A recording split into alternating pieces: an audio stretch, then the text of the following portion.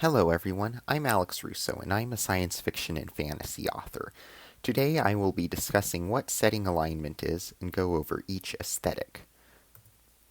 So, what is setting alignment? Setting alignment refers to qualities exhibited by the characters and setting in your story. Usually, setting alignment is portrayed as a graph with one axis that spans from grim to noble, while the other goes from bright to dark. Grim and noble refer to the qualities of the protagonists, while dark and bright refer to the aspects of the world around the characters.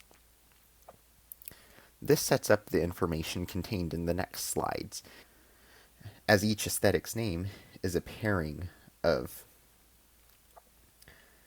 these two qualities. First off, we're visiting the term you're probably most familiar with, grimdark. Grimdark usually involves settings where protagonists tend to be anti-heroes or morally gray while residing in a hostile world where almost everyone has given up trying to make things better. There is typically a lot of bloodshed and grime in the world, brought to the forefront from gruesome street warfare in a cyberpunk city to the lichen-infested ruins of a venerated nobleman's castle that has lain in ruins since his death. As a result, this genre tends to be oriented to more adult readers. Examples of this would be the Keystone series Game of Thrones, which championed the aesthetic, though other media pieces would be 1984 and most zombie and post-apocalyptic fiction. Next off, we have Grimbright. This setting usually has characters who would exhibit qualities of a protagonist in a traditional sense, but are fundamentally apathetic, impartial to issues surrounding them, or reluctant to deal with the problems at hand. The world is a good place to live, but themes such as the growth of evil, or a lack of effort to maintain the efforts built on the shoulders of past giants, are explored due to the nature of the setting.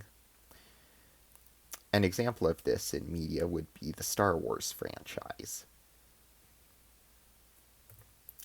Next is the lesser-known aesthetic of Noble Dark. This alignment usually exhibits a gritty world with protagonists who exhibit agency to improve the situation, or at least the lives of those close to them. While there is a chance they could fail in their mission, they continue to rise up to the challenge for the right reasons. Examples of this aesthetic would be Lord of the Rings, the Halo series of video games, the Jack Ryan series of novels, and Dune by Frank Herbert. Concluding the discussion of setting alignment types with a happy ending, we have Noble Bright. Noble Bright fiction combines the agency and benevolence of protagonists from Noble Dark with a vibrant escapist world. While there is a presence of evil forces and level of suspense to keep readers engaged, there is always an optimistic certainty that good will triumph, creating a near utopia for the inhabitants. Because of its jubilant outlook, most juvenile literature would fall under this category. Some examples of media with this aesthetic would be traditional fairy tales, Star Trek The Next Generation, and most superhero fiction. As I was researching the information for this presentation, I came across some other terminology that is also interesting.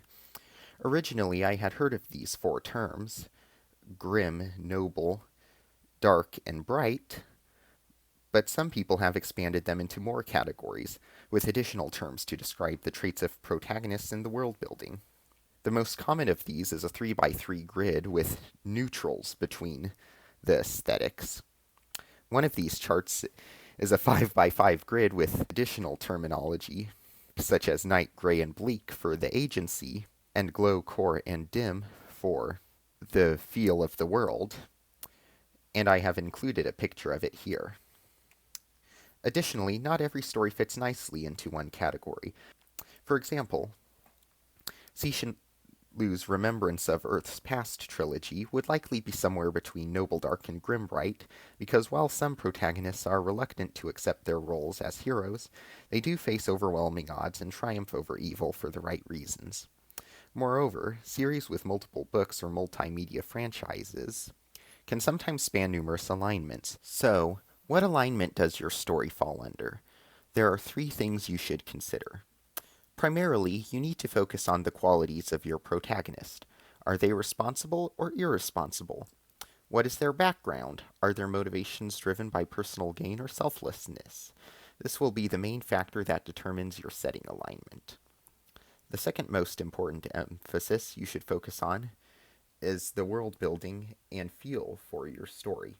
For example, fantasy stories all share dragons, rural towns, and vast uncharted continents.